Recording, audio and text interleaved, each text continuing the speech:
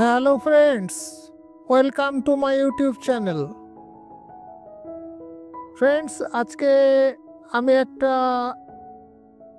Street কর্নারের ছবি, অর্থাৎ ব্যস্ত শহরের একটা ছবি করে দেখাচ্ছি, যেখানে ঘর বাড়ি, গাছপালা এবং মানুষের একটা ভিড়, এরকম একটা ব্যস্ত শহরের, অর্থাৎ স্ট্রিট কর্নার যেরকম হয়, স্ট্রিট কর্নারের একটা ছবি আমি আজকে করে দেখাচ্ছি।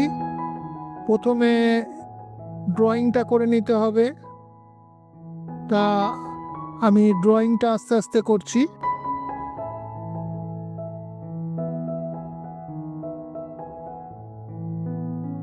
আজকে আমি যে পেপারটা এখানে ইউজ করেছি, পেপারটা হচ্ছে ব্রাস্টো 200 GSM এর, যার মাপ হচ্ছে 21x29 সেন্টিমিটার।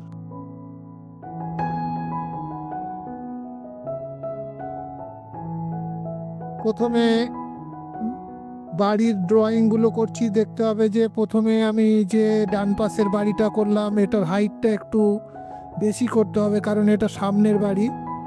এবং তারপরে পাশের যে বাড়িটা, এটা হচ্ছে যেহেতু একটু দূরে, সেই জন্য ওর হাইটটা একটু কম করে ড্রয়িংটা করতে হবে।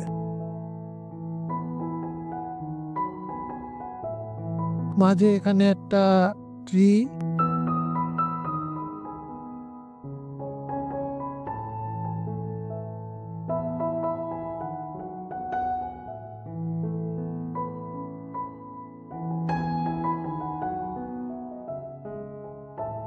দূরে একটা ছোট্ট ঘর,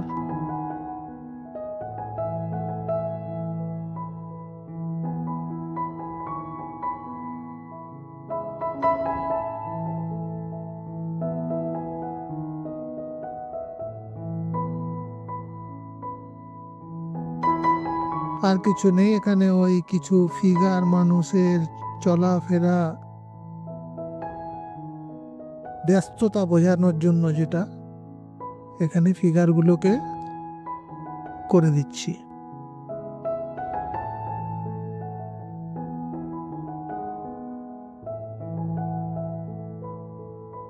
ড্রয়িং মোটামুটি হয়ে গেল। ড্রয়িং কালার করার আগে পেপারটাকে ভালো করে জল দিয়ে একটু ভিজিয়ে নিতে হবে। ভিজানোর পর সামান্য একটু সময় দিয়ে তারপরে কালার শুরু করতে হবে। তা এখানে আকাশটা খুবই হালকা, এবং আমি ডান দিক থেকে, মানে যেদিকে বাড়ি আছে সেই ডান দিক থেকে আমি আলোটা ফেলছি, যার ফলে বাড়ির দেওয়ালগুলো সেইভাবে আমাকে কালার করতে হবে।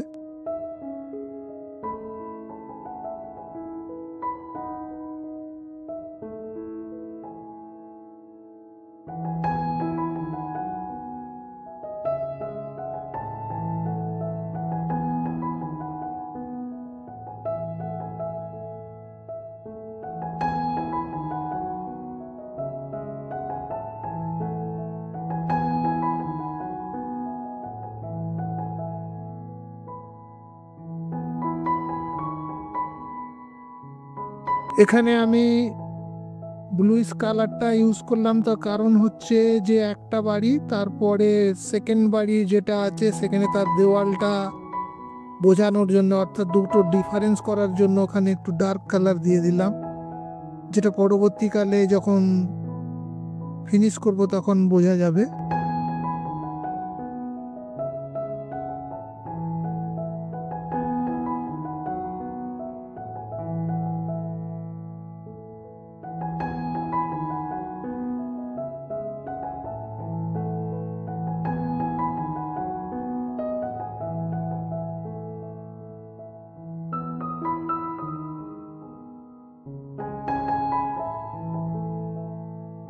যেহেতু ছবিটা একটু আমি দূর আর কাজ দেখাচ্ছি, সেই জন্য দূরটা অন্তত হালকা রাখতে হবে, সামনের দিকটা ডার্ক করার প্রয়োজন।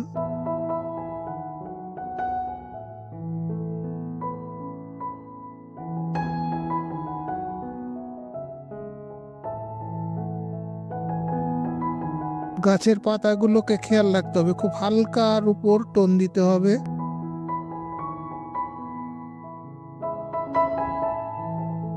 কেন এখানে যদি গাছটা প্রচণ্ড ডার্ক হয়ে যায় তাহলে কিন্তু ছবিটা সেভাবে ফুটবে না, এবং যেহেতু এখানে আলোর ব্যাপার আছে তাই হালকা করে গাছটাকে প্রথমে এই যে পাতার ব্যাপারগুলো সেগুলোকে চাপিয়ে নিতে হবে।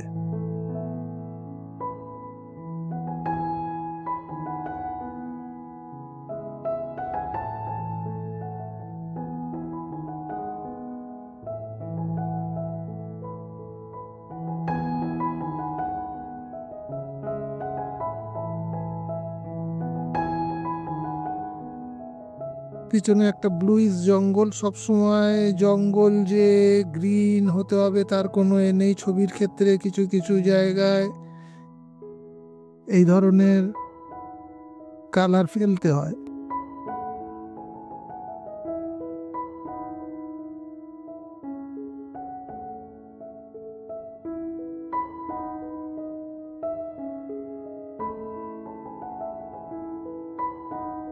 দূরের যে ছোট্ট দূরের যে আমি ডান সাইডের যে ঘর দুটো করেছি তার মধ্যে দূরের বাড়িটা কিভাবে আলোটাকে ছেড়ে রেখে দিয়েছি সেদিকে রং করার সময় খেয়াল রাখার প্রয়োজন।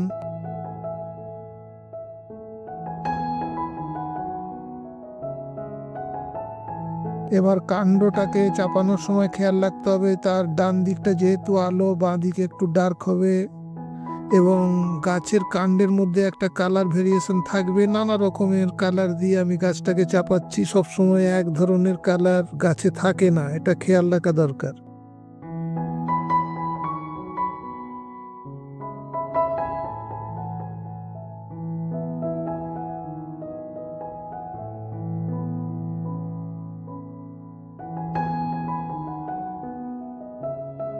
যারা এখনো পর্যন্ত আমার এই ইউটিউব চ্যানেলটাকে সাবস্ক্রাইব করনি তারা আশা করি অবিলম্বে সাবস্ক্রাইব করে দেবে এবং লাইক করতেও ভুলো না।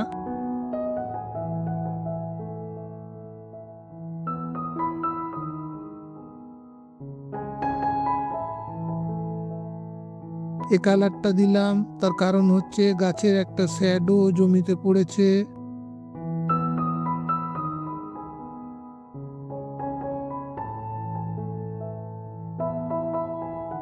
এবার যেহেতু বাড়ির উপর দিকটা একটা ইয়ে রয়েছে, শেড রয়েছে, তারা শেডের নিচটা তো অবশ্যই ছায়া পড়া দরকার, সেই জন্য কিন্তু আমি এখানে ডার্ক করে আস্তে আস্তে শ্যাডোটা দিচ্ছি।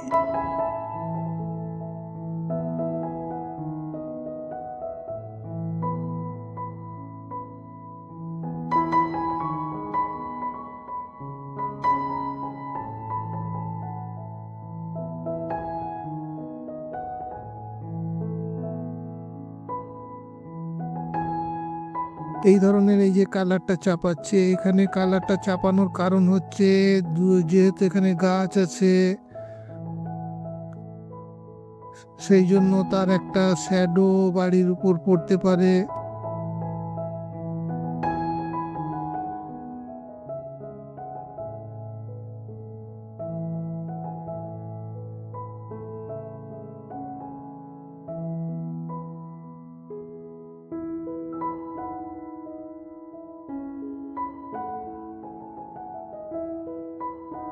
এই যে এখানে ডার্ক কালারটা কেন দিচ্ছে, এই ডার্ক কালারটা দুটো বাড়িকে ডিফারেন্স করার জন্য।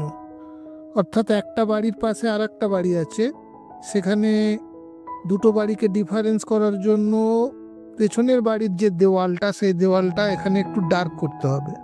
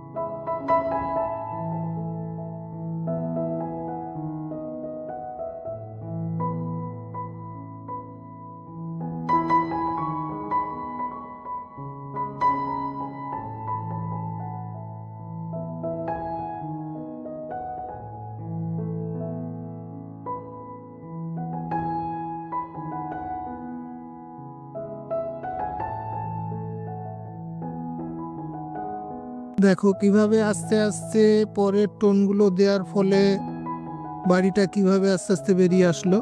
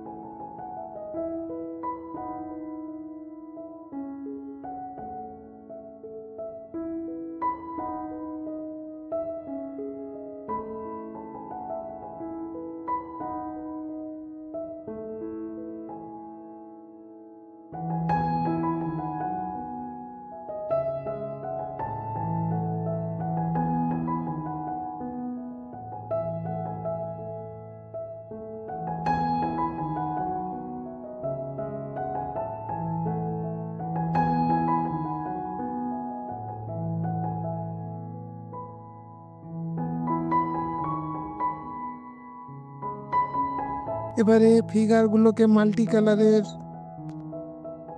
নানা রকম রং দিয়ে করতে হবে।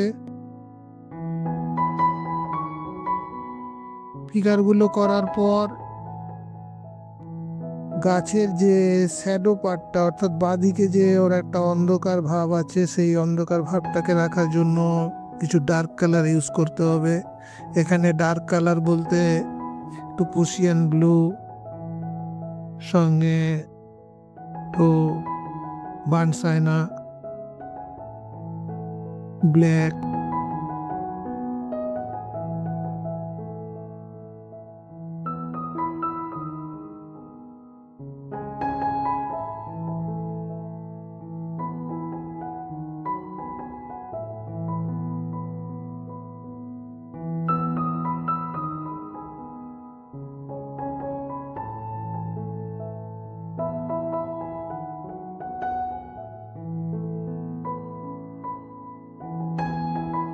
এই যে লাইট পার্টটা করছি আমি এখানে, যে গাছের যে কাণ্ডের লাইট পার্টটা, এই লাইট পার্টটা কিন্তু খুব শুকনো রং নিয়ে করতে হবে। রঙের মধ্যে যেন জল না থাকে, জল থাকলে হবে কি আবার রংটা মিশে যাবে, কিন্তু ওই আলোর ব্যাপারটা আসবে না। এবার কিছু টুকটুক করে পাতার ডার্ক টোন দিলে আরো গাছটা সুন্দর হবে।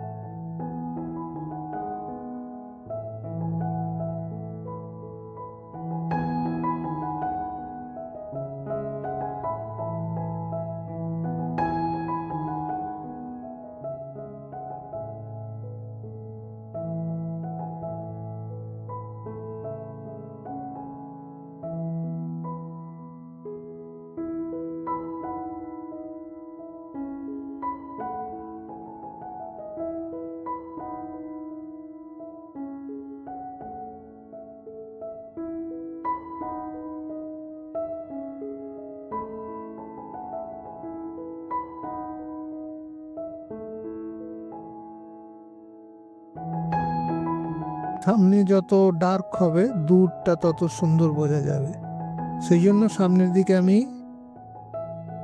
একটু ডার্ক করে দিলাম।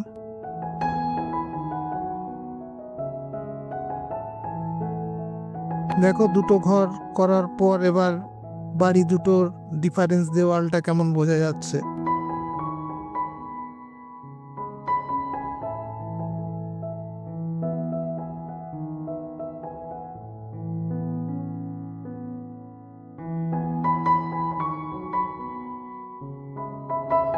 তো বন্ধুরা, দেখলে আজকে আমার ভিডিও এখানেই শেষ করলাম। আবার নতুন ভিডিও নিয়ে আসবো। Thank you.